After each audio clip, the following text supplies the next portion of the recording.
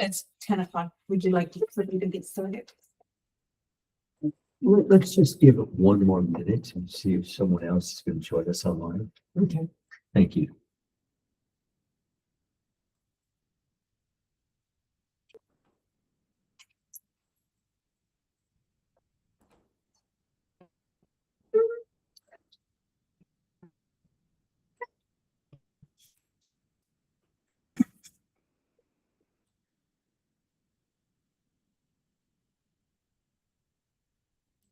My knee barely touched a cord. We're good. Okay.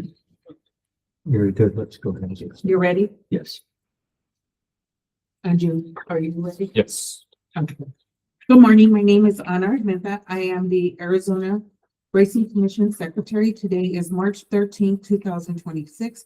This is the 745th Arizona Racing Commission meeting taking place in person and via Google Meet.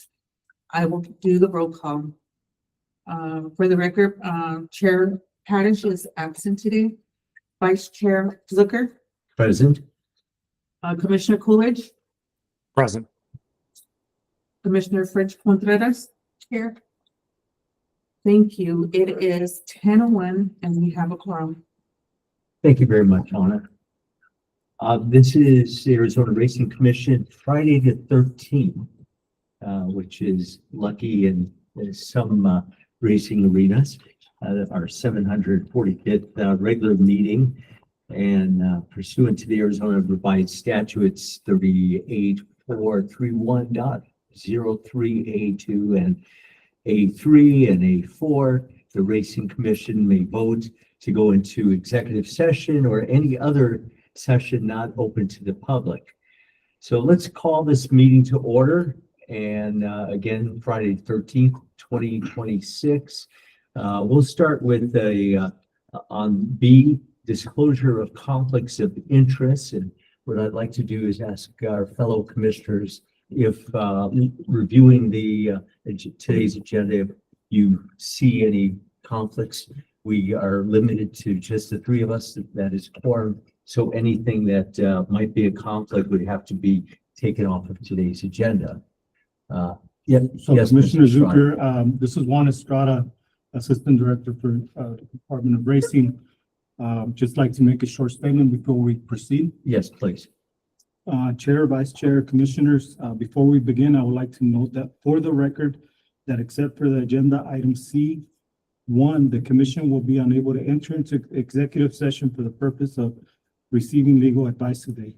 Should the Commission wish to have such discussions, they should table the specific agenda item until council is present at the future meeting. Thank you, Mr. Estrada. At this time, I wish to inquire with my fellow commissioners if they perceive any conflict of interest of any other items on this agenda. None. Mr. Coolidge? No, sir. And I find no conflicts as well. So let the record show that there are no conflicts of interest. Item C, these are action items. We review, discuss, and possible action. Commission may not vote to go to executive session as noted by Mr. Estrada today because we do not have legal representation. C1, the legal update, and this is Arizona Downs LLC versus State of Arizona Department of Gaming. And we have, do we have counsel Patrick Irvin to provide a public update for us today? He is online. May I invite Mr. Irvin to update us with a public review of where we stand on this? Certainly, and hopefully you can hear me. As I spoke to you last month, the court had issued some rulings in the defendant's favor. The defendants include the Racing Commission, but also the Department of Gaming itself and the director. And at this point, the plaintiffs have proposed a stipulation to dismiss the matter. The actions that the court had ruled on would be dismissed with prejudice, which means they cannot be brought again. And those related to damages looking back a number of years. which the court found to be untimely. The remaining actions would be dismissed without prejudice, and those are forward-looking, and so the without prejudice, they could be refiled, but realistically, there's no way to really stop that because they would be forward-looking in any event. So it's always new factual situations, and each party would bear its attorney's fees and costs. The state is not really in a position to claim fees in a case such as this, and we really had no cost. We've been very efficient in terms of deposit. There have been really no filing fees associated with the state, and there have been no recoverable costs. So I think the gaming department is willing to do it. We just want, because the Racing Commission is a party to the case, we wanted to bring it to your attention. I don't think because you're not necessarily giving up any legal rights, it may not even require action. I'll leave that to you as to a vote. But if any of you disagree, then we won't sign. But in terms of I'd certainly propose that we enter into the stipulation and have the matter resolved, and that'll end the lawsuit, which has been pending for several years now. Very good. Do any of my fellow commissioners have any questions of Mr. Irvin? No, sir. Commissioner Coolidge, sir, do you have any questions? I do not. Okay, so my brief question would be, at this point, this matter is complete and we move forward. Is that correct, sir? That's my understanding. We will go ahead and stipulate to dismiss it, and it will be done. Very good. Thank you for your work and representation. We Thank you. Thank you for your support in the case. Thank you.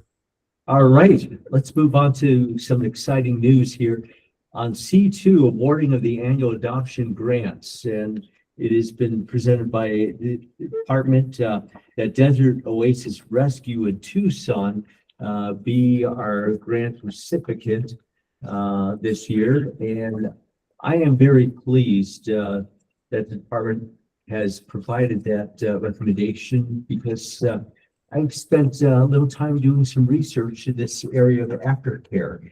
And I've also learned that Desert Oasis is the only Arizona accredited program by the National Thoroughbred Aftercare Alliance. And they are 501c3.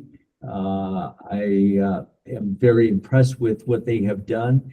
And I have also been looking at the aftercare program in our state, because I see some concerns and would like to just kind of put out there for future thought that maybe we should give more attention to this. We have an amazing program for thoroughbred breeding in the state of Arizona. And we have 14 horses right now at Turf Paradise, with probably more to come with how the industry is growing in our state and changing in other states. What's going to happen with all of these retirees? There's very few places. I found after the home stretch in Arizona to be another amazing aftercare program, and a handful of great volunteers that are taking in 3 and 5 horses here and there, but that will not accommodate the need and the demand we have for these retirees. So I just would like to propose the thought to the community and the industry of what we can do to support the aftercare program for our state and our horses. With that, I'd like to now ask Brian to share with us a little bit more about this contribution that is being awarded to Desert Oasis Rescue. Sir? Thank you, sir.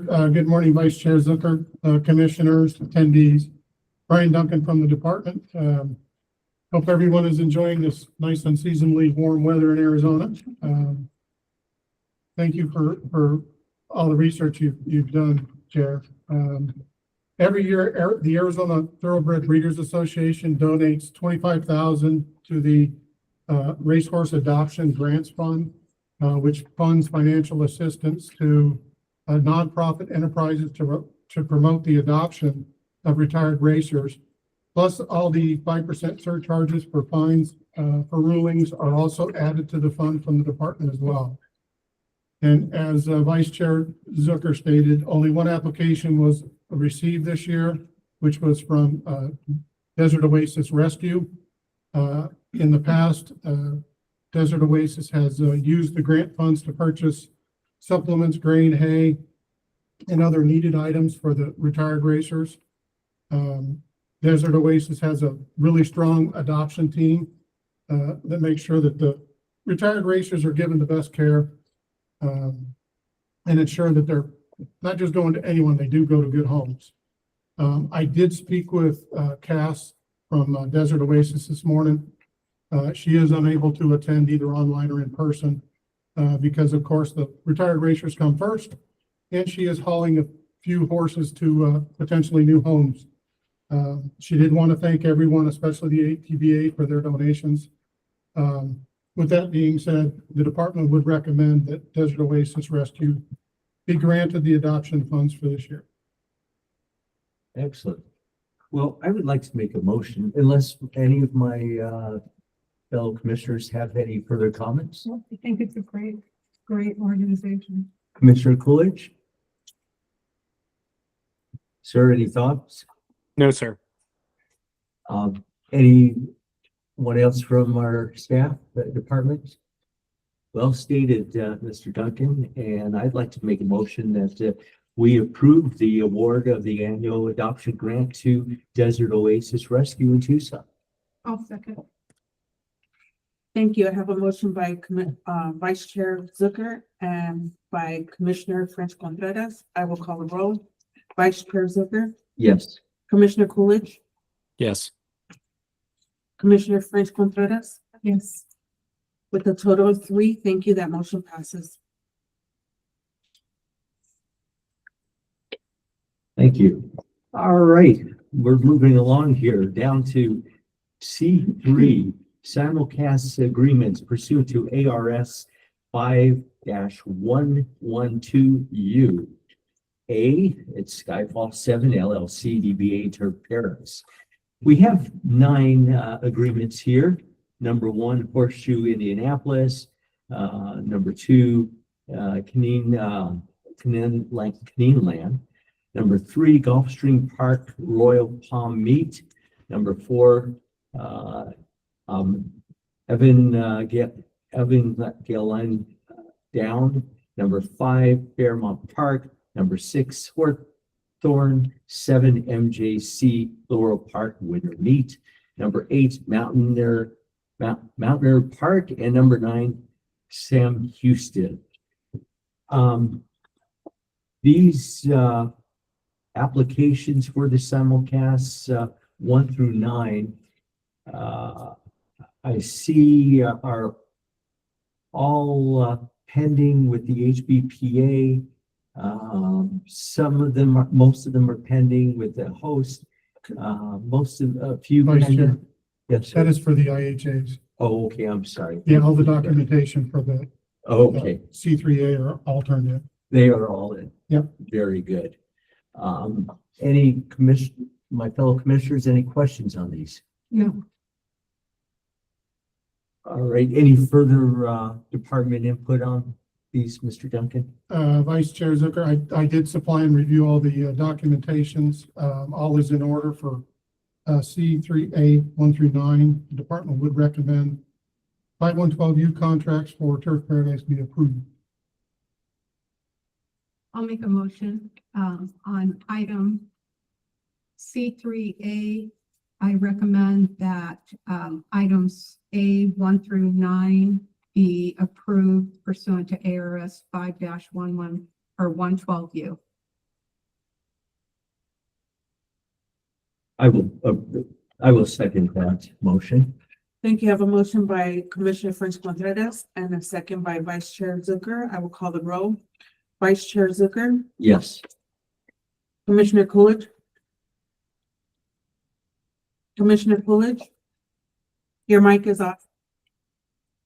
Okay, thank you. Commissioner French Contreras. Yes. Thank you. With a total of 3, that motion passes. Okay, don't go away, Mr. Duncan, because we have on C4A simulcast horse racing import signals pursuant to IHA section 3004A3. Under 4A, Skyfall 7 LLC DBA Turf Paradise. And let's see if I can say these names without tongue-tying myself again. Number 1, Horseshoe Indianapolis. Number 2, Keneeland. Number 3, Gulfstream Park Royal Palm Meet. Number 4, Evangeline Downs. Number 5, Fairmount Park. Number 6, Hawthorne. Number 7, MJC Laurel Park Winter Meet. Number 8, Mountaineer Park. And I jumped ahead earlier. So let's talk about Vice Chair. I'm sorry. Yes, It's also ma'am. number 9 on the next page. If you- Oh, number 9. Sam Houston. Oh, there it is, Sam Houston on page 2. Yes. Mr. Duncan, as noted,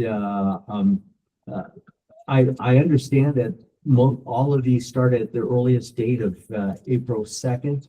But they're before the commission and there's a lot of paperwork left to provide.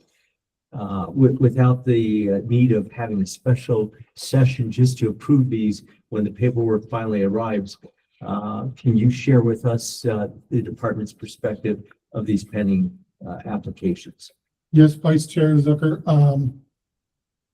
While the required documents for these items are still outstanding, the department has historically received the necessary materials from the permittee prior to authorizing its signal for wagering. If any of the documents are not submitted, the permittee will not be allowed to broadcast a signal to the public. The department would recommend 1 through 9 be conditionally approved pending the receipt and review of any remaining required documentation being received from the permittee. This is a little bit more than unusually more than usual, but like I say, we have always received the documents before we let them turn that signal on. Mr. Duncan, why is that? Why do we have so many that aren't complete? Well, I don't know if Mr. Johnson is on, but we did get these. I know that Skyfall is working on OTB sites and trying to get other potential OTBs. Everybody there is just working Okay. a lot of hours. So we did get this all put together.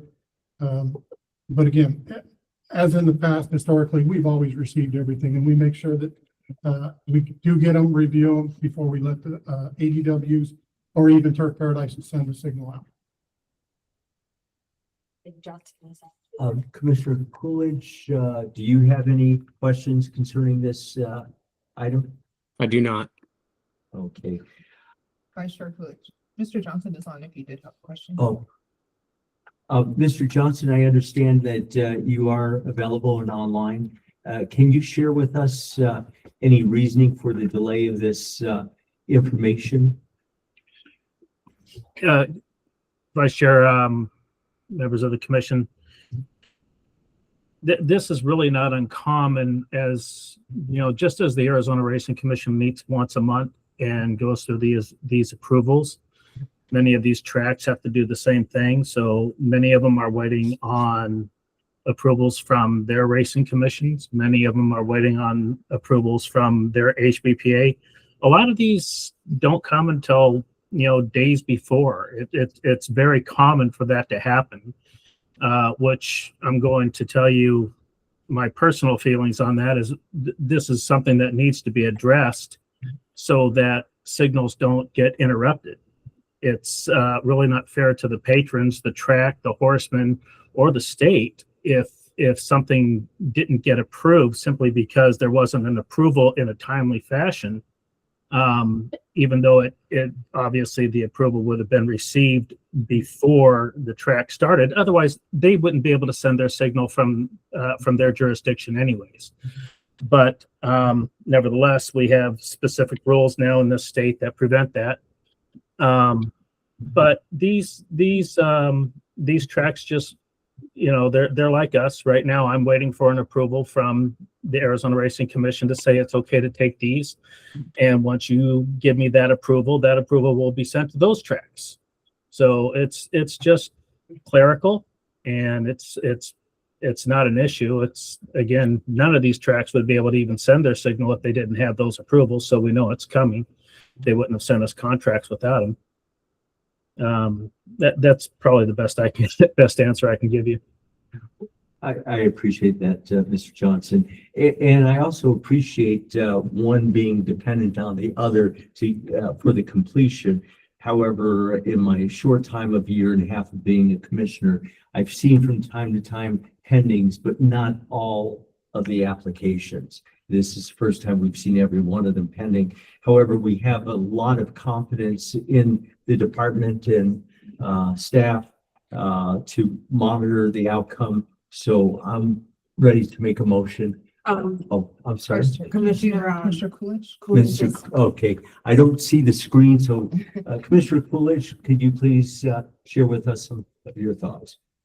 Just for my fellow commissioners, this isn't anything new. We've dealt with this for years, and we go through it with contingent approval. So go ahead, Vice Chair. Thank you, sir. So I am prepared to go ahead and make a motion to approve these conditionally. And that would be item C4A 1 through 9, Horseshoe Indianapolis, Gulfstream Park Royal Palm Meat, Evangeline Downs, Fairmont Park, Hawthorne, MJC Laurel Park Winter Meat, Mountaineer Park, and Sam Houston, conditionally approved. Do I have that's my motion. Do I have a Vice- second? Vice Chair, if I may just add on to that we would leave it to the department to expedite these so that the permittee does not see delay. Thank you, sir. And I'll second it. Yes. Excellent. Thank you. I have a motion by Vice Chair Zucker and a second by Commissioner Coolidge. I will call the roll. Vice Chair Zucker, Yes. Commissioner Coolidge, Yes. Commissioner French Contreras. Yes. Thank you. With a total of 3 yeses, that motion passes with conditional approval. Excellent. Thank you so much. Thank you, Mr. Duncan. You're welcome. Thank you, sir. All right, on D, information reports. Let's start with D1, and that's general updates. And we've had Mr. Duncan standing there for a while, so let's ask Mr. Juan Estrada if we have some updates from your department, sir. Yes, sir, Mr. Vice Chair, thank you. I got nothing but positive to continue to report. I was out there on Thursday. Backside is looking really good. Looks like they're doing some more work. I have nothing further to report other than we're happy with what we're seeing. Excellent. Appreciate that. Fellow commissioners, any questions of Mr. Estrada? Yes, please. One, I know that we're not getting involved in the personal or the business of Turf Paradise and, but I have heard from several people that there's been a restriction on who they'll allow to come in and sell products to the trainers and horsemen, such as hay, supplements, shavings, that type of thing. Can you give me some information on that? So that at this moment is still under review. Okay, I have very little information. I don't want to speak ahead of time.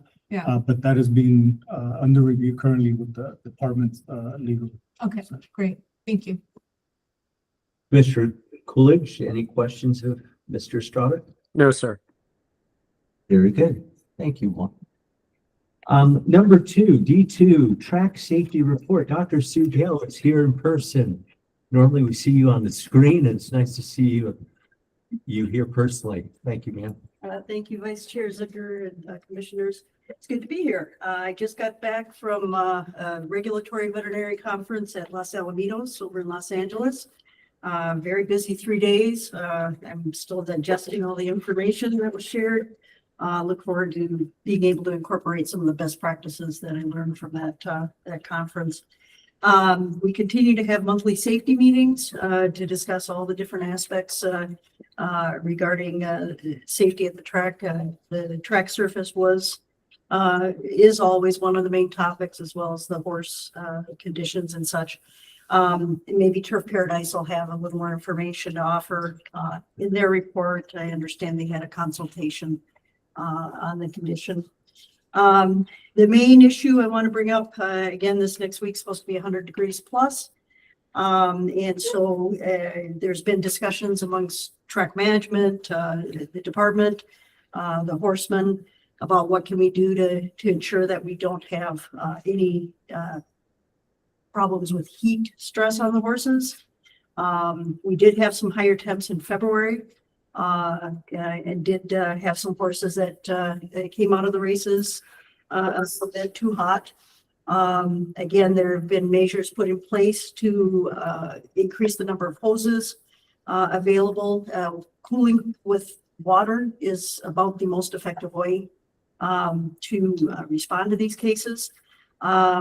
If a horse is more stressed to the point where they're having behavior changes or perhaps some ataxia, having trouble walking, those horses come to the test barn. It's a short distance from the track gate, or excuse me, the gap where the horses enter and exit the track. And again, we can do more aggressive cooling measures and monitor the horse, have a attending vet come if need be. And one of the things that came up is there a limit to a temperature that racing would be considered maybe having to halt racing due to that. HISA does have a recommendation or a guideline regarding heat stress, and they have the index is a calculation of the temperature of the humidity. And generally, if that number gets to be more than 130, that tends to reduce the horse's ability to cool itself. And that might be a point where we get into discussions about what's the forecast, what do we need to do, consider whether we need to postpone racing. Generally, it needs to get over about 150. So the good news is, yes, we have 100-degree temperature. Humidity will be in the 10 to 20% range. So again, we should be within that range that we can continue to race. But again, everyone's going to be aware and alert and doing extra. Again, in the past, we've had someone manning a hose and just rinsing the horses off after they unsaddled. And also, again, have stations on the bridle paths back to the barn. Any questions on that so far? I've got one more update. No. Okay. Again, just talking about where we're at in terms of horses being injured and that sort of thing. We have not had any additional thoroughbreds since the last meeting during racing. We've had 2 quarter horses during races. We've had a few accidents that are generally trauma on the backside. Sometimes horses will rear and they tend to flip all the way over and suffer head trauma. We've had 3 of those, 2 thoroughbreds, 1 quarter horse. And then we've also had 1 quarter horse that sustained a fracture during training. So again, our rate in terms of number of thoroughbred fatalities related to racing per 1,000 starts is 0.94. That's just the current meet. For the 12-month average, it's 0.60. And again, we hope to continue to have the remaining 6 to 8 weeks of the meet as safe as possible and remain below national averages in both of those figures. I'd be happy to take any questions. Doctor, the 1 quarter horse with the fracture, was that a euthanasia? In training, yes, yes. I'm sorry, I'm only referring to horses that have been euthanized. We have had some other horses banned off and not result in euthanasia. Okay. But at the time of the assessment on the track, we needed to get a van ride to the barn. Thanks. Mr. Coolidge, any questions? Nope. Thanks, Doc. Thank you so much. Appreciate it. Moving along, D3 budget report, and we have Andrew Hawks. Hi, good morning, everybody. This is Andrew Hawks with the Department of Gaming. I'll provide the budget report. Through February of 2026, our end of month cash balance in the racing fund was approximately $2.5 million. Year to date through February, total revenues in the racing fund are 1,154,000. 947,000 of that came from the RWA. And as you all know, we spend out of the racing fund in 3 different appropriations highlighted here in the expenditure section. The first appropriation, the racing appropriation, we've spent $950,000, the majority of which is for payroll and employee related expenses. The second appropriation is what we pay the HISA annual assessment out of. We paid the full calendar year 2025 out of this fiscal year, totaling $746,000. And the third appropriation is the Breeders' Awards. We've spent 3/4 of the $250,000 so far. Next slide, please. This chart represents our expenditures year to date compared to the spending limit, the appropriation. We're spending well below the appropriation, and there are no concerns there. And this chart represents our cash balance at the end of each month, and we are at basically where we thought we would be at this time of year. I'm happy to answer any questions if anybody has any. No questions. How about our fellow commissioners? I think we're good. Excellent, sir. Thank you. Appreciate that update. Okay, under D4 legislative update, we have no update. So we'll move on to D5, report on Horse Racing Integrity and Safety Act. And from the HBPA, we have Leroy.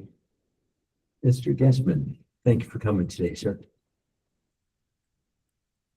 Good morning, Vice Chair Zucker, you're doing a great job. Thank you.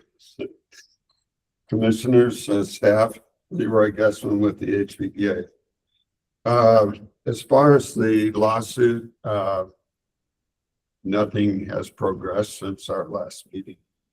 We are anticipating something happening here shortly, but as of now, nothing has happened. I do want to report a little bit more on, we had our national convention last week in Hot Springs, Arkansas. And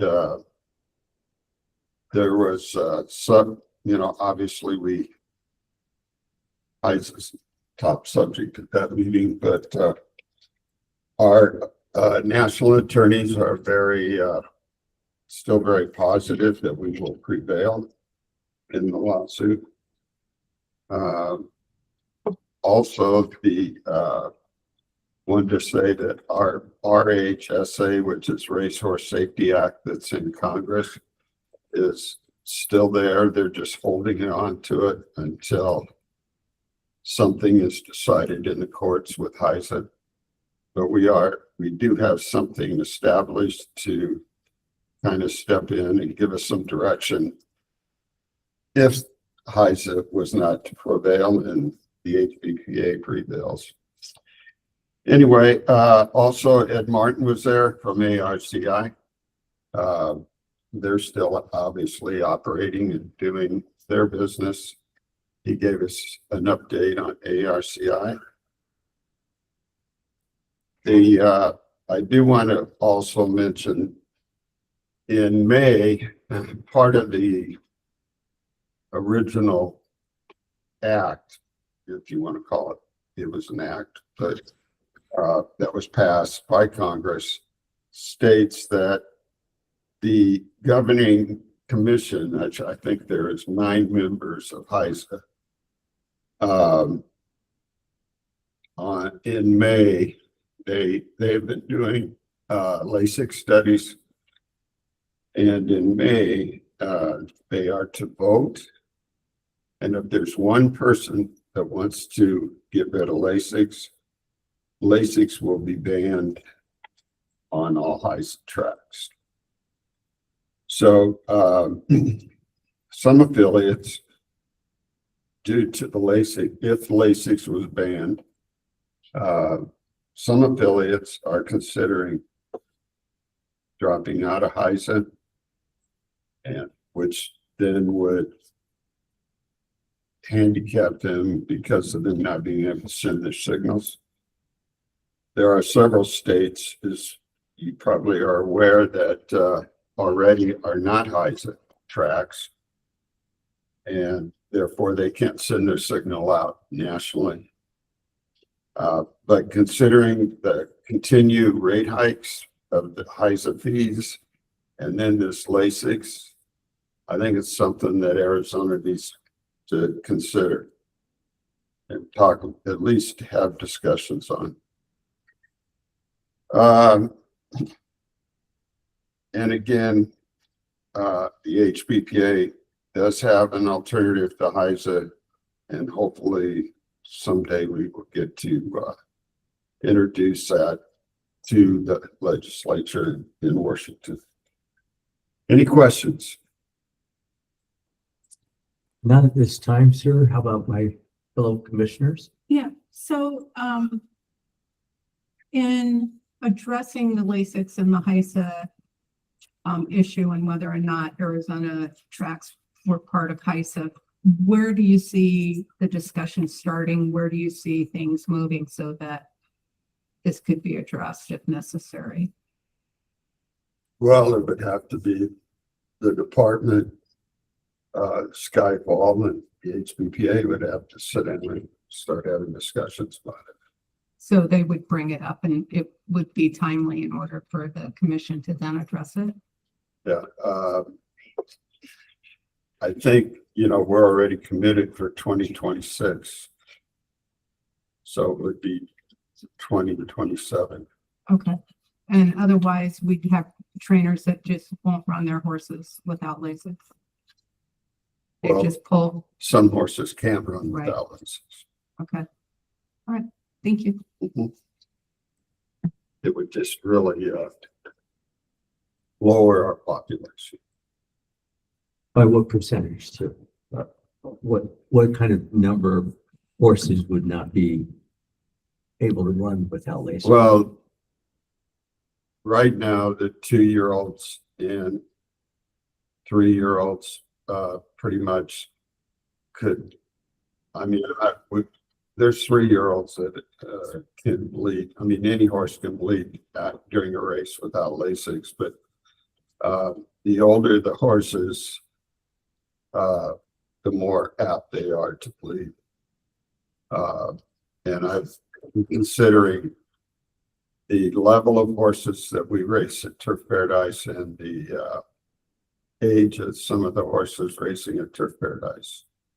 It would really hamper those horses. I couldn't estimate a percentage because I don't know the population out there as far as how many older horses, 3-year-olds and 2-year-olds. But Yes. currently, we are racing 2-year-olds without LASIX and all stake races with no LASIX. But people are finding that when they think they have a good horse and he runs at a stake race, he bleeds. Them are the horses that trail the field across the finish line. Yes, sir. Thank you. Commissioner Coolidge, any questions? Nope. Thanks, Leroy. All right, thank you, sir. Okay, let's move on to D6 permittee reports. Please, let's not exceed 3 minutes. And do we have any folks representing the American Greyhound Racing with us today? Yes, sir. John Manning here. I appreciate the time. First, congratulations to all the newly elected members of the commission. Good luck this year. I do not have anything except that I want to say that it is our intention to open 2 new locations for off-track wagering. I'm in the process of getting approval from the city of Phoenix on both of those locations. And as soon as our as soon as our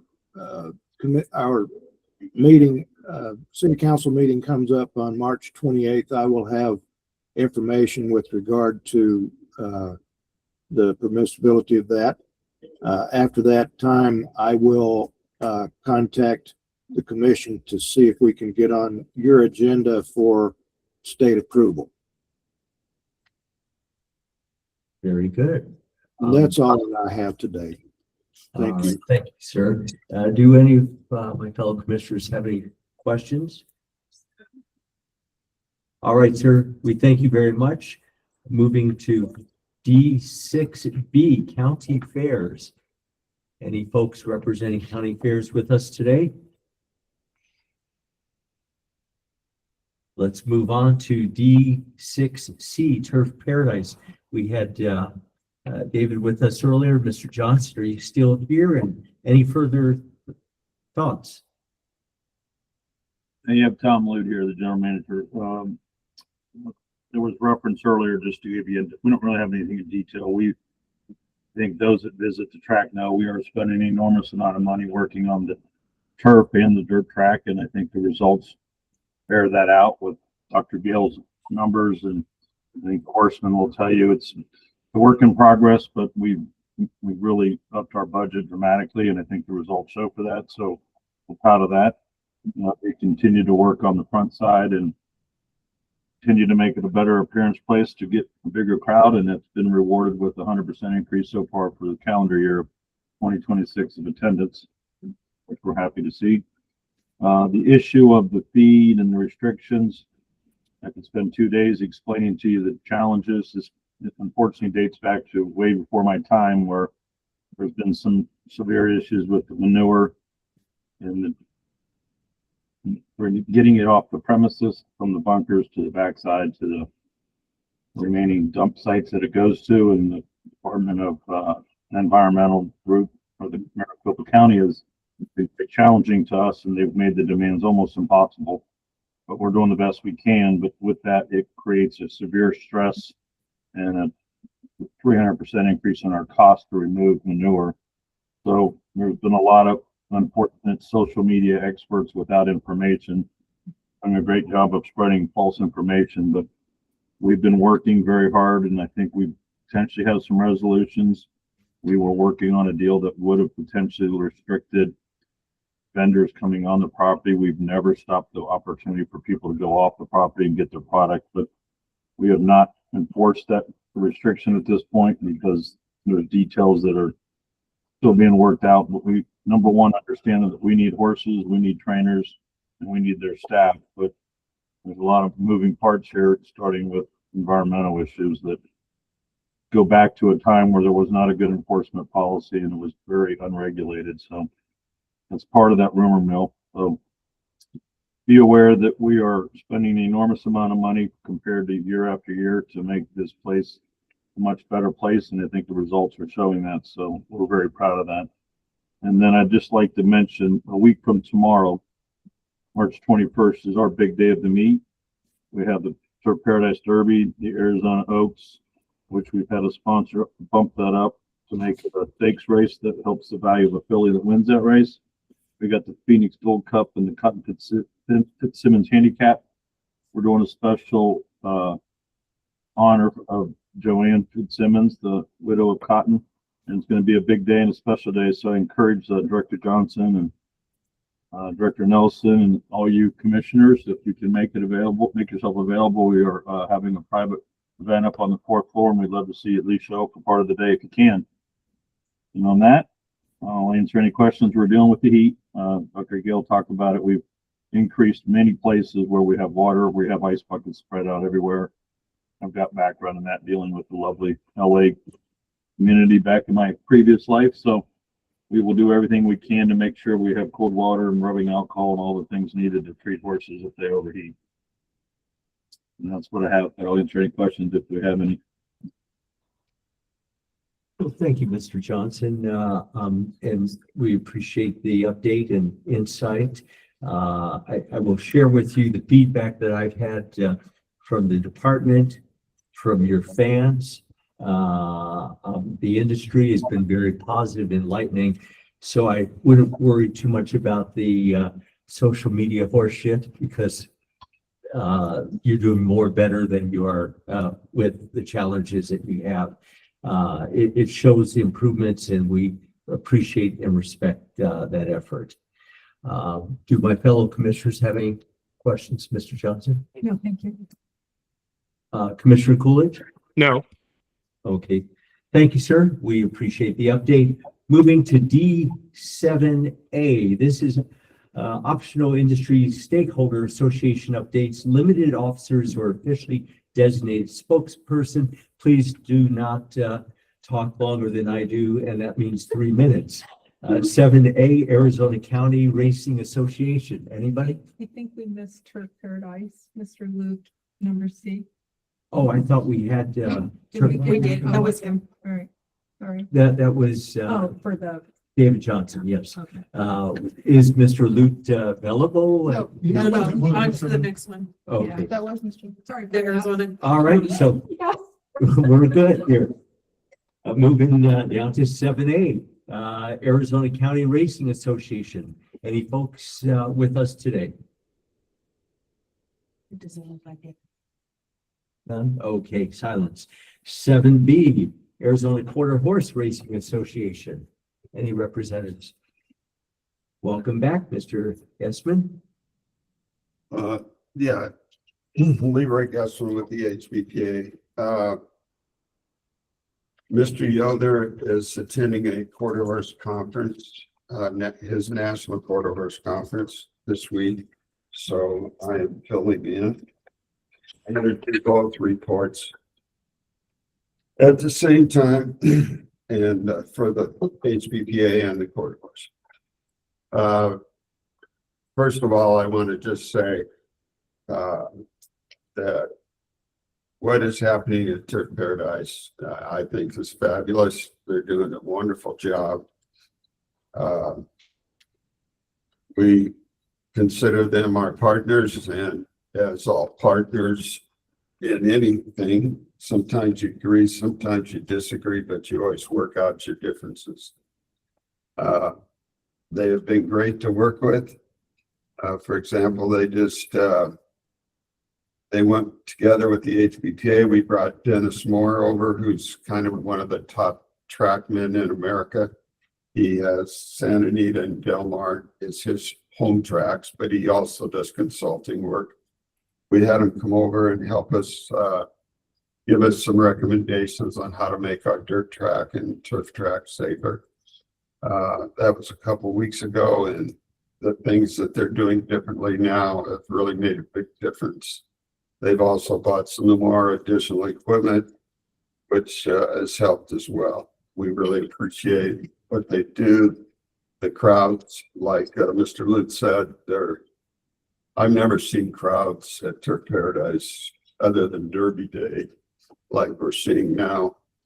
And what's different is everything's clean and there's no lines. Used to be when we did have a few people there, the lines were 30, 40, 50 people deep. I still have pictures on my phone, some of those lines, but they're doing a great job.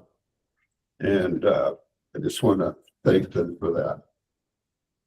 Also, as Mr. Vice Chair Zucker mentioned earlier, we do have approximately 1,500 horses on the backside, which now, as we're getting close to the end of the meet with 30 days left, and we have people that have to go to Canada, and there is a quarantine period for now, the Canadians. So we're going to start losing horses here in the next few weeks, but the meet's been good. The entries have been fairly good, a lot better than some of the other tracks around the country. So it's been a good meet so far. Vice Chair Zucker called me yesterday, I think it was, and asked me to speak a little bit. We started a new program this year. It's called Ring the Bell.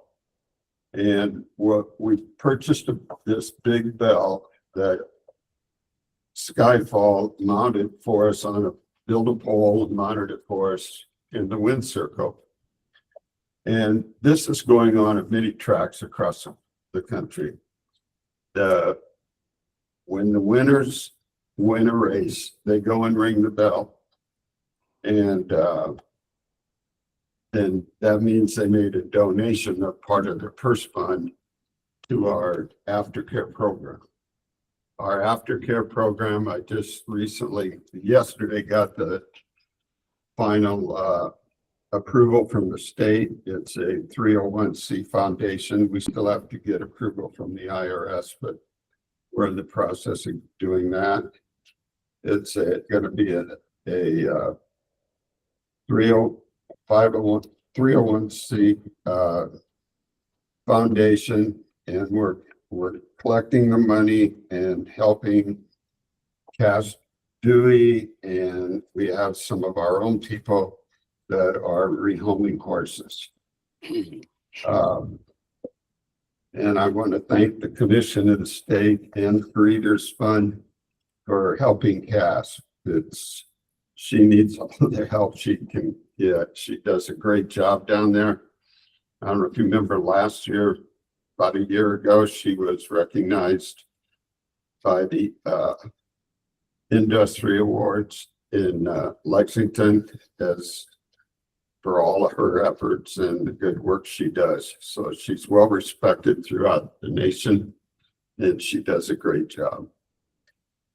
Our funds so far at Turf, since we've gotten started, we've helped rescue 7 horses from Turf. And we've also, with our funds, have helped with Desert Oasis in rescuing 7 other horses that she has brought into her farm and working on rehoming them. And I just want to say, this is a very expensive project. And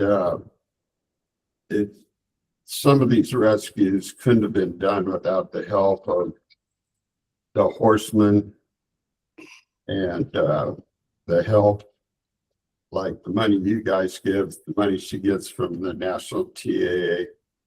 And we also, out of our fund, we have another fund that $3 per start goes to the rescue fund. So we also help her with that fund. And but I think we can raise some more money with this Ring a Bell, and so far it's going really good. I'm the one that's there in the wind circle most days, unless I have a conflict. But so far, I think out of the day and 70 days of racing, that's 5,600 races. We've had people ring the bell in almost every race. I have only been told no 4 times out of all those races. And then there are some people that have given as much as $100. So I just want to thank those that do support it and do ring the bell. It's always fun to win, and when you win, get to ring that bell and make a donation. Makes it more gratifying, I think. So anyway, any questions? No, I reemphasize what you had shared concerning the attention for aftercare. It's something that we all should think about. It's an obligation we have to these retired horses. And whatever the commission can do, I would love to support your efforts and applaud you for the Ring a Bell program, as well as the other things that you're doing in the industry. Thank you, sir. Okay, thank you. Any commissioner comments? No? Thank you. Okay, well, with that, we go down to DE Commission reports. No. Oh, no Dr. commission. Gill? Oh, excuse me, Daryl. I am so sorry. 7E, we have Daryl from the Jockeys Guild. Can you update us, sir? Good morning, Vice Chair Zucker, Daryl here, Western Region Manager of the Jockeys Guild, and good morning to the commissioners. I just want to report that and kind of echo what Leroy has said, that there has been huge improvements with Trip Paradise, and the jockeys really appreciate that. It's a different atmosphere, and looking forward to moving forward and working with management to keep improving things. Thank you. Sir, also, we could circle back to 7C. Thank you, Daryl. Yes, sir. Was there any further comments, Daryl, or were you complete with your update, sir? I'm complete, sir. Thank you. Any commissioners have any questions of Daryl? No, thank you. Okay, Director Nelson, you, I think we skipped 7C in reference to the Breeders Association. I believe that Leroy was, he was not addressing that. Okay, let's jump back. I apologize for the jumping around here, lack of sequence. 7C, Arizona Thoroughbred Breeders Association. Any representatives today? Good morning, Commissioner, Chair. This is Debbie Zimmerman from the Arizona Thoroughbred Breeders. And we'd like to congratulate Cass Dewey from Oasis for receiving the grant for another year. Our Breeders and Owners Awards will be going out around the 15th of this month for the months of January and February. We have one stake race, a stallion stakes, coming up on March 26th. And we too would like to thank Trip Paradise for the great job they're doing on the backside and our racing. And that's all I have to report today. Thank you, ma'am. Thank We you. appreciate that insight. And now let's move down to let's move down to E, Commission reports. At this time, since we're not going into the executive session, is there any discussion or reports from my fellow commissioners? No, thank you. Commissioner Coolidge? No, sir. Very good. Moving down to 8, summary of current events affecting the Arizona Racing Commission pursuant to ARS 38431.02K. Only commission members or director may report. No discussion or action may be taken on these matters unless properly noticed for legal action or discussion. Director Nelson, do you have anything to update us? I do not, sir. Thank you. Okay, and nor my fellow commissioners. And then number 9, identification matters be placed on future agendas. Yes, I would like to go a little further in Dr. Gill's conversation or presentation on the heat index. If we could maybe make that a future agenda item, if not for an action item, but for discussion, because that heat index and the addition of humidity versus heat is very educational and maybe something that the commission wants to explore further. So if we could at least get it a discussion item, and then we can look at whether or not it needs to be an action item in the future. Very good. Commissioner Coolidge, any matters that you would place on future? Nope. Very good, and nor I don't have any further items outside of what I had mentioned earlier, just aftercare, further thought, and encourage all parties, all stakeholders to contribute any ideas that we can have towards developing that further in the future. With that, let's go to F, call to the public. Anna, do we have anybody I registered? don't have anybody. Nobody? Doesn't look like anyone is raising their hand either. Nobody there? Anybody wish to speak up before we move on? At this point, there is no further call to the public, which brings us to G, which is announcements. Our next scheduled meeting will be held 10 a.m. on Friday, April 10th, 2026, in person, right here, 100 North 15th Avenue, Suite 300. We'll also be on Google Meet. The meeting is subject to change based on availability of a forum. For the most current information regarding the Arizona Racing Commission meeting schedule, please visit our website, Arizona Department of Gaming Racing Division website. And if there's no further discussion or items, I'd like to call for adjourning. I'll make a motion to adjourn. Awesome. Commissioner Coolidge, would you like to take honors in seconding that?